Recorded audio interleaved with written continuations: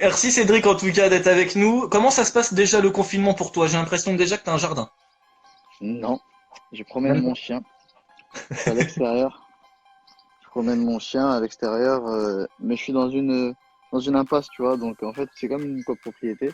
Il n'y a pas Ouais. beaucoup donc il y a que les résidents en fait qui peuvent circuler ici. D'accord. Bon, ça se passe plutôt pas mal du coup le confinement. Comment c'est? T'es avec la famille?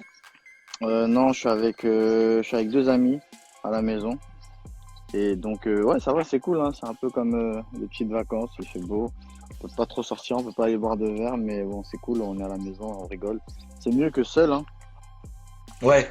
C'est clair, on a une grosse pensée évidemment à tous ceux qui sont confinés, qui sont seuls et pour qui ça se passe peut-être un peu moins bien, parce que là ça fait le 33e jour je crois. Ça commence à être pas mal. Justement, j'ai vu que tu cuisinais pas mal aussi dans les stories. C'est ça qui suit beaucoup mes stories apparemment. Bah bien sûr. Ouais, je cuisine beaucoup même. Beaucoup, beaucoup. Je m'exerce. Bah, j'ai pas le choix parce qu'en plus, dans cette période de confinement, je suis obligé de m'entraîner Ouais. comme si j'étais en préparation sportive d'un combat. Et donc, forcément, qui dit entraînement dit diète. Et qui dit diète dit cuisine. Donc, ouais, je suis obligé de cuisiner. Ah parce que là ce que t'as cuisiné, ce qu'on voit dans tes stories, c'est pour faire une diète? Moi je veux faire une diète, hein. T'as vu quoi, toi? Bah, je sais pas, j'ai vu des bons petits plats qui me donnaient bien envie de manger. Alors, il y a ce que je cuisine et il y a ce que je mange. C'est pas Ah, pareil. Voilà. d'accord. Donc, étant donné qu'on est plusieurs, je cuisine. Et ce que je mange, non, ça n'a rien à voir avec tout ce que tu vois. La quantité que je mange elle est complètement différente. C'est quoi ta routine de confinement d'ailleurs, ta journée type? Ça se passe comment? Alors, journée type, je me réveille pas à 11 heures, mais là, c'est exceptionnel. Journée type, bon, je me couche très tard. C'est pas bien, mais c'est un peu volontaire parce que la journée passe plus vite comme ça pour moi. Je me couche très tard, je me réveille à midi à peu près. Je mange pas, parce que j'aime pas manger au réveil. Ce que je fais, c'est que je me réveille à midi, je me douche, etc. Ensuite, je m'entraîne vers 16-17 heures, Hmm. donc à jeun. Je m'entraîne à jeun, donc soit je vais faire un entraînement à l'extérieur sur la piste, soit je vais dans une salle qui m'a été privatisée, où je m'entraîne, je boxe, etc. Ensuite, je reviens, je me redouche et là, je mange enfin mon premier repas de la journée, donc vers, je sais pas, 18-19 heures. Ah ouais. Ouais. Et ensuite, là, je chill avec les potes, on rigole, on joue à des jeux de société, on traîne sur les réseaux, etc. Jusqu'à tard le soir, j'aurai un petit creux et là, je vais manger. Là, c'est dur un peu. Là, c'est là où les sneakers va entrer en scène. Mais sinon, ouais, je mange qu'une fois par jour et, et ça me permet de garder la ligne, tu vois. J'ai pas besoin de plus parce que je m'entraîne pas 2 fois par jour comme je Ouais. devrais. Donc, ouais, ça me suffit. Parce qu'en général, tu t'entraînes le matin et l'après-midi, là tu En, t'entraînes gén- que l'après-midi. ouais. En général, je m'entraîne le matin à 9 heures et le soir à 19-20 heures. Et là, le régime alimentaire, ouais, il est beaucoup plus strict et c'est vraiment pour respecter un poids précis. Là, on est un peu en mode chill où je fais un peu ce que je veux, mais je dois quand même rester physiquement en forme. Donc voilà, je gère un peu seul. Ouais. Bon, en même temps, toi, le confinement, c'est un truc que tu gères plutôt pas mal, puisqu'il y a eu The Circle Game. On va juste rappeler, c'est une télé-réalité d'enfermement qui a renouvelé vachement bien le concept, je trouve. C'est sur Netflix depuis la semaine dernière. Tu fais partie des candidats de cette saison 1. Alors, est-ce qu'il y aura d'autres saisons? Ça, on sait pas. Les Juste pour meilleurs rappeler, candidats, hein? les meilleurs candidats. Le meilleur candidat, bah ça il faut regarder pour le savoir, mais juste pour rappeler le principe très rapide, vous êtes 8, vous êtes dans le même immeuble, vous êtes chacun dans un appartement et vous ne pouvez pas vous voir, vous pouvez simplement communiquer à travers un réseau social qui s'appelle Le Cercle et où il peut y avoir des faux profils, où vous pouvez lier des alliances, où vous pouvez machin. C'est franchement super bien fait, mais moi j'ai regardé le premier épisode, ça me donnait envie, je me suis dit mais qu'est-ce qu'il fait là mon Cédric, je le reconnais. Qu'est-ce qu'il est parti faire dans The Circle? Alors je sais qu'on n'a pas le droit de beaucoup parler de cette émission, mais juste comment tu t'es retrouvé là-dedans? Est-ce que ça tu peux nous le dire? Ah bah j'ai été casté, ça m'a plu. Au début, j'étais pas trop chaud parce que j'avais un peu peur de ce mot-là, la télé-réalité. Mais finalement, mon agent et moi, on a discuté, on a fait des recherches et on a trouvé le concept assez fun et assez novateur. C'est pas vraiment une télé-réalité comme on peut voir, euh, parce que le terme a été galvaudé, tu vois, télé-réalité maintenant, c'est devenu un peu, Ah, ça fait un peu on n'est peur. pas dans les Marseillais ou dans les Anges, on est revenu à Voilà, un truc comme ça se faisait avec le Loft un peu il y a 20 ans, sauf que vous voyez pas quoi. C'est ça. Et c'est ça qui m'a un peu plu. Je me suis dit, bon, il n'y a pas de risque, pas trop de risque que je salisse mon image. Et du coup, je me suis dit, pourquoi pas? On se lance, c'est fun, c'est marrant, et voilà. Voilà comment je me suis retrouvé là-dedans. Bon, et est-ce que t'as kiffé justement cette aventure? On a l'impression que t'as kiffé quand même. Ah, c'était lourd. Franchement, je me suis amusé. Je me suis vraiment amusé. J'ai pris mon pied. Et je pense que ça se voit à l'écran. Donc j'invite Ouais. tout le monde à aller regarder. Et je pense que tout le monde va me kiffer aussi. Après, il faut pas oublier que, tu sais, souvent il y a des gens qui confondent. Tu vois, faut pas oublier qu'on est dans. Moi, j'arrive à switcher, on est dans un certain contexte. Quand je suis dans le ring, je suis dans le ring. Quand je suis devant une caméra, je suis devant une caméra. Quand je suis dans le jeu, je suis dans le jeu. Donc il faut Parce savoir que faire dans la le jeu, on part te des voit choses. hyper stratège. C'est par rapport à ça que tu veux. C'est par rapport à ça que ouais, je dis ça. Stratège, forcément, oui. Parce que souvent, je reçois des messages. Ouais, Cédric, je l'aime pas trop, il est trop stratège. C'est un jeu de stratégie. Donc en fait, tu m'adores, c'est ça que je veux dire. Donc voilà. Ça, c'est la parenthèse de Circle. Donc forcément, faut être un peu stratège. Si vous voulez aller voir ça, n'hésitez pas. C'est toujours dispo sur Netflix. Ça fait partie des programmes qui cartonnent actuellement et ça s'appelle The Circle Game France, parce qu'il y a eu aussi au Brésil et aux États-Unis. Mais toi, t'es dans la version évidemment française. C'est ça. Juste pour revenir évidemment sur la boxe, il devait y avoir le Glory 76. Là, c'était en mars. Mhm. Ça devait être contre Murtel Gronart, la ceinture remise en jeu pour toi. Le combat a été décalé, mais j'imagine que ça va se faire finalement cette revanche. Ce Ah Glory, oui, alors ça. juste pour rappeler aussi, pour être vraiment pour les gens qui ne connaissent pas du tout, le Glory, c'est une ligue privée de kickboxing, c'est un peu comme l'UFC pour le MMA, histoire C'est de ça, voilà. c'est la Ligue des champions des sports de pied-point. En fait, voilà. Celui qui est champion du Glory, il est juste champion du monde et c'est juste le meilleur au monde dans sa catégorie en kickboxing. Est-ce que ça va se faire alors cette revanche contre Gronart? Est-ce que tu as des news Ah de oui, ce combat oui, qui va se tenir en mars? ça doit se faire. Il est numéro 2. C'est lui le challenger officiel. Donc forcément, ça doit se faire. Là, ça fait 2 fois que le combat est reporté. C'est un peu une Khabib Ferguson. Ça fait 2 fois que le combat est reporté. Et là, après le confinement, à la fin de cette crise, normalement, c'est automatique. C'est Murtel Grenard que je vais rencontrer, que je dois rencontrer. Et c'est pour ça d'ailleurs que je relâche pas. Hein. J'ai relâché un peu parce que manque de motivation pendant une semaine et demie. Et après, je me suis vite ressaisi parce que voilà, faut pas perdre ses objectifs de vue, pardon. Et après le confinement, juste après, là, il y aura une date qui sera fixée. Alors, je pense, hein, comme ça, complètement par hasard, je pense que ce sera au mois d'août. Ouais. Si le confinement est levé en mai, le temps que tout se remette en place, je pense que ce sera au mois d'août. Et j'espère d'ailleurs, parce que j'ai envie de combattre, ça fait presque un an que j'ai pas combattu, c'est un peu relou et le ring me manque. Mettre des patates, ça me manque.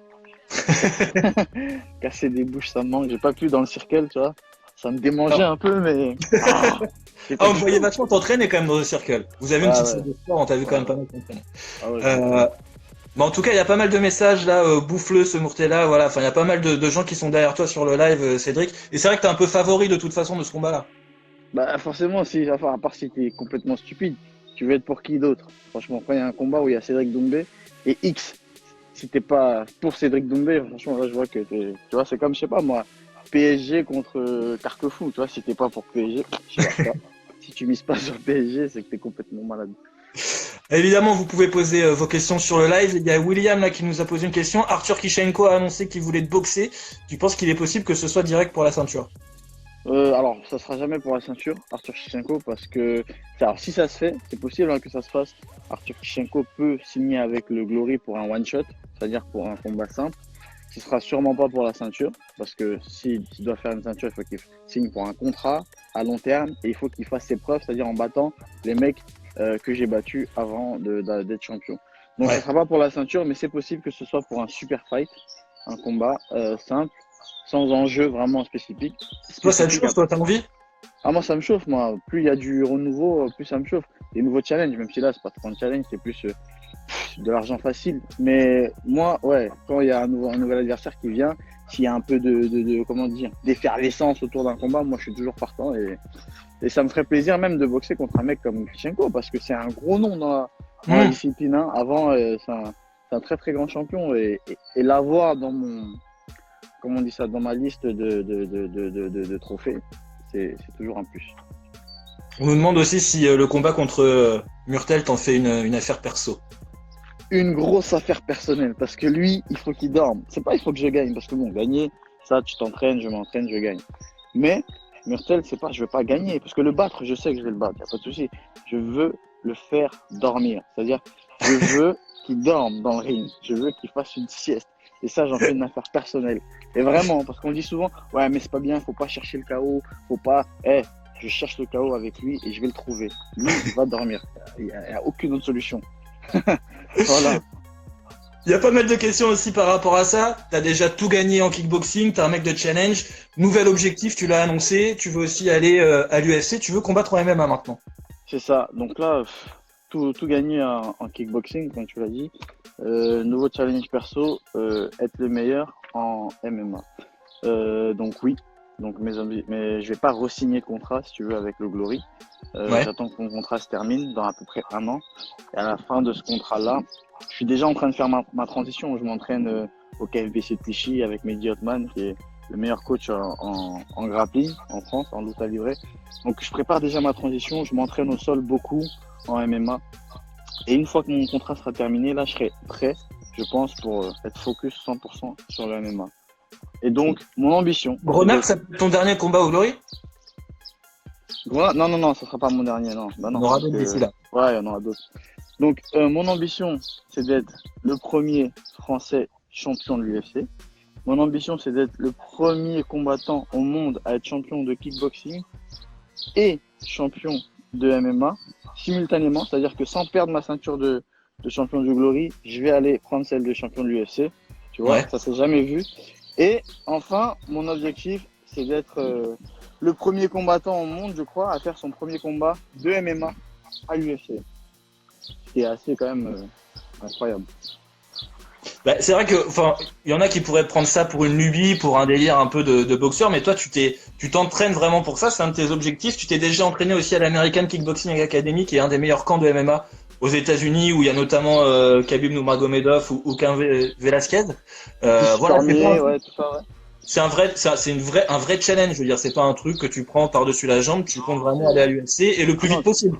Le plus vite possible, c'est vraiment mon ambition, parce que bon, souvent les gens se disent, ouais, mais les mecs, le sol. Mais attends, quand je parle de changer de discipline, ce sont pas des paroles en l'air. C'est pas un truc que je prends à la légère. Je m'entraîne vraiment. C'est-à-dire que, bien sûr que je sais que les mecs vont m'attendre au sol, parce que c'est pas ma discipline de prédilection. Et c'est pour ça que j'en bouffe du sol. C'est le striking, j'en fais même pas. J'en bouffe du sol. Des transitions, j'en bouffe, tu vois.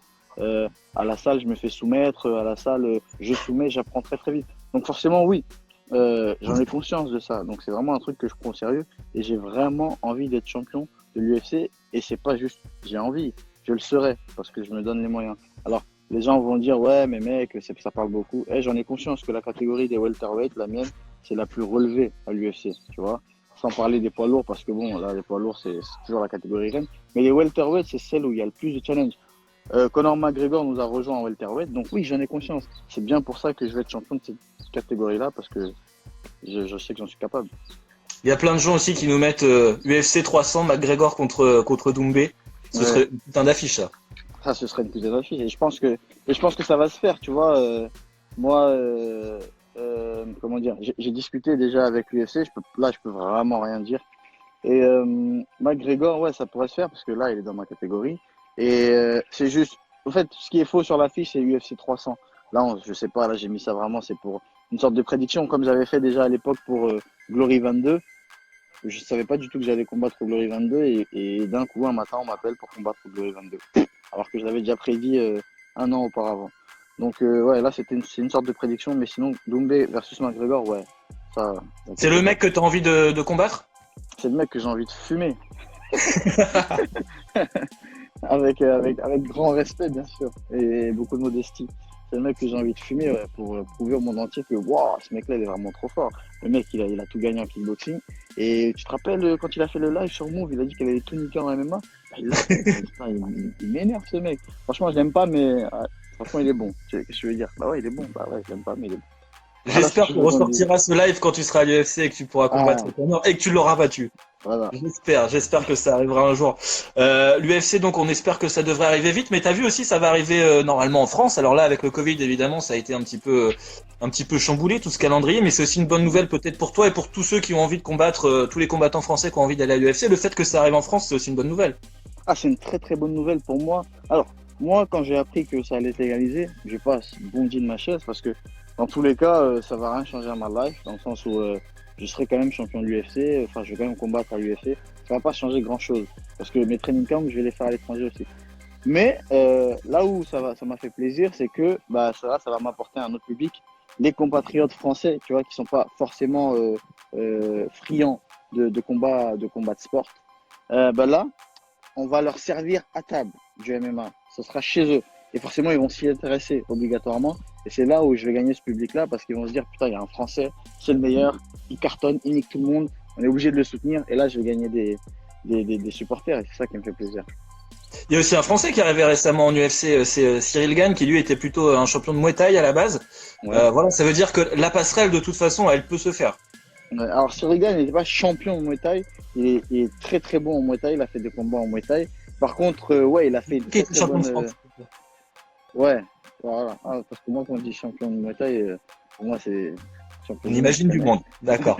Donc Cyril Gane, ouais, je kiffe sa boxe et il a fait une très très belle transition du pied-point au MMA et on voit que ça marche plutôt bien pour lui. Moi, c'est quelqu'un que j'aime bien, j'adore même personnellement. Et 6 combats, 6 victoires pour Cyril. voilà. Et pugilistiquement parlant, franchement, il me régale. Il a un très très beau style. C'est beau à regarder. Et en plus, il est costaud de ouf. Et je pense qu'il va faire de très très belles choses en MMA. Mais j'ai pas envie qu'il devienne champion avant moi. Ça, c'est moi Non. d'abord. C'est moi qui vais écrire l'histoire. Mais Cyril, on devrait l'avoir dans une causerie dans les prochaines semaines, donc il nous en parlera de toute façon. C'est Cyril Benzaken, non, c'est Cyril Gane, on nous dit sur le live. N'hésitez pas si vous avez justement des questions pour Cédric, n'hésitez pas à balancer. Alors parmi tes objectifs, tu le disais, il y a le MMA, mais il y a aussi l'envie d'être comédien. Est-ce que ça fait partie aussi des choses que tu imagines ou pour lesquelles tu travailles et des choses devraient arriver dans les prochaines semaines, les prochains mois? T'as déjà fait 2 courts-métrages. Alors, à la base, il faut savoir que avant même le sport de combat, parce que moi avant je faisais du foot, mais ça on va pas en parler. Avant même le sport de combat, je suis comédien à la base. Je tourne dans des courts-métrages. J'ai écrit et mis en scène une pièce de théâtre, un sketch dans ma ville, à Angoulême. Et j'écris beaucoup, tu vois. Donc avant même le sport de combat, moi je suis comédien et c'est toujours ce que j'ai voulu faire et j'ai rêvé de faire, acteur comédien. Et à côté de ça, tu vois, par exemple, après le combat que j'aurais dû faire le 28 mars, Ouais. j'aurais dû faire un sketch le 31 mars au Bataclan. J'aurais dû être sur scène. Et donc là, ça s'est annulé, c'est reporté au mois de septembre. Ok. Donc, avec plaisir, tu seras présent avec plaisir. Et donc, à côté de ça, c'est toujours mon ambition. Moi, j'ai toujours voulu être acteur, je veux être acteur. D'ailleurs, quand on me regarde dans The Circle, je pense qu'on voit déjà ce côté un peu comédien, un peu tchatcheur. Ouais. Mais ça, c'est mon côté un peu. Après, vu que vous êtes tout seul dans un appart, vous parlez beaucoup tout seul. Donc Ah, forcément, bravo. il y a aussi On un parle peu que de tout jeu. seul. Ouais. On fait que ça. Chaque chose qu'on fait, on doit la commenter, tu vois. Tu te grattes le nez. Bah là, je me gratte le nez parce que bon, ça m'a gratté un peu ce matin aussi, ça me grattait déjà. Là, je le fais vraiment, tu vois, c'est que ça. Donc voilà, oui, ta question sur l'acting, oui, ça c'est un truc que je veux toujours faire. Bien sûr que là, je vais pas postuler pour tous les castings, pour être figurant par-ci, par-là, parce que bon, déjà, j'ai pas le temps. Et en plus de ça, moi, j'ai vraiment envie de jouer, tu vois, la figuration, ça ne m'intéresse plus. J'en ai fait, hein, j'ai fait acteur silhouette, j'ai fait figurant. Maintenant, ça Ouais. m'intéresse plus trop. J'ai vraiment envie de jouer, de montrer mon potentiel d'acteur, parce que pour moi, je suis un acteur. T'as les gens, quand ils me disent, ouais, t'es apprenti acteur, je dis, je suis pas apprenti acteur, respecte-moi, je suis acteur. Tu vois, quand je regarde un film, j'arrive à reconnaître un bon acteur d'un acteur claqué. Tu vois, Ouais. j'ai cet œil, tu vois. Je saurais pas expliquer, là, ça peut paraître un peu prétentieux parce que je connais pas vraiment le métier, mais je sais pas, pour moi, c'est un talent et voilà, c'est vraiment mon métier de prédilection. En tout cas, il y a Inès de ce Circle qui s'est connectée, qui a envoyé un petit message et qui fait beaucoup rire apparemment. Attends, ah, C'était un peu ton vas-y. binôme dans le jeu, mais bah, on va pas tout raconter. Mais voilà. Allez. C'est ma femme dans le jeu, c'est Mahbiba. Gros bisous à Inès, vas-y Inès. Et d'ailleurs, il y a des gens qui demandent sur le live si tu es un cœur à prendre. Je pose la question comme ça, évidemment, il n'y a pas de filtre. Tu parles de ce cœur-là? Ah, non, ouais, je suis un cœur à prendre. Je suis un cœur à prendre, je suis célibataire, mais il faut passer par Inès d'abord. Ah, c'est Inès qui gère. C'est Inès qui valide. C'est Inès qui valide la personne qui va, oui ou non, être avec moi. Voilà. D'accord. Bon bah, allez checker le profil d'Inès si vous voulez d'abord envoyer un message à Cédric. Est-ce que tu as un petit move pour nous? On est en confinement, on n'a pas ton corps et on a envie d'être un peu en forme à la sortie du confinement. T'as pas un petit move pour nous là, histoire de garder un peu la forme? Alors, le move que je vais vous conseiller, c'est un peu comme celui-ci que fait Roy, tu vois. Je vais vous l'expliquer, mais c'est un peu comme ça pour que vous ayez l'image en tête. Il a pas l'air de se donner à fond là. C'est tout simplement du gainage. Alors, c'est très facile, on peut le faire sur le tapis, on peut le faire sur le parquet en mettant des serviettes sur les coudes. Alors, on se met allongé sur les avant-bras, sur les coudes. C'est du gainage, hein. Tu check sur Google, gainage, coude, avant-bras, t'as la position en photo. Donc, et ça, le gainage, en fait, c'est un très très bon travail d'abdos et aussi du corps en général. Souvent, les mecs vont faire des abdos en faisant des crunchs comme ça là. Et ça, c'est bien, mais c'est trop spécifique en fait. Un travail général d'abdos, c'est du gainage. Et franchement, quand on maîtrise le gainage, après, on est très très fort au niveau de la force pure. Et en plus de ça, on est très très fort au niveau de la force en général. Donc, travail de gainage qu'on peut faire, c'est la planche sur les coudes et sur les pieds. On tient, les fesses pas trop hautes ni trop basses. On check la position sur Google. Et là, on tient 1 minute, tu vois. Tu tiens 1 minute, tu prends 1 minute de récup, tu vois. Tu fais ça, je sais pas moi, tous les jours. Faut savoir que les abdos, sont les seuls muscles en fait que tu peux travailler tous les jours. Tu vois, souvent on dit si aujourd'hui tu as fait les pecs, demain faut pas faire les pecs. Ben, les abdos, tu peux les travailler tous les jours. Tu vois, il n'y a aucun impact. C'est vraiment, tu peux les travailler tous les jours. Ça le gainage, tu travailles pas avec les abdos quand même. Le gainage, je travaille avec les abdos, non. Là, la position que je te montre, c'est un gainage abdos. Tu vois, pour la partie centrale des abdos. Voilà. Après, il y a des variantes. Mais ça, après, les gens vont checker sur Internet. Moi, je te montre un move. Tu vois, donc, tu es sur les coudes, sur les pieds, les fesses pas trop hautes, pas trop basses. Voilà. Et tu tiens, tu fais la planche pendant 1 minute. Tu récupères 1 minute. Tu fais ça 1 semaine. Et ensuite, combien de temps 1 minute, 1 minute. Tu fais ça combien de fois? Tu te fais 6 fois au début. 6 fois? 6 fois, c'est dur, ça va être dur. Au début. Tu fais ça tous les jours. Après, tu vas voir une évolution. Tu vas voir que finalement, en fait, les minutes, tu les tiens. Et là, il faudra changer. Il faut passer à 2 minutes. Tu vois. Pour les filles, il faut passer à 1 minute 30, ainsi de suite. On augmente de 30 secondes. Je dis pas que les filles sont moins fortes que les garçons. C'est pas ce que je dis. Mais je facilite les filles, en fait, si tu veux. Et s'il y a des filles fortes, des bonhommes comme Inès, ah ben là, faites 4 minutes direct. Hein.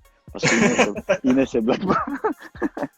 Donc voilà le move à peu près. C'est du gainage, la planche. Et là, tu checkes sur Google, tu auras tous les exercices.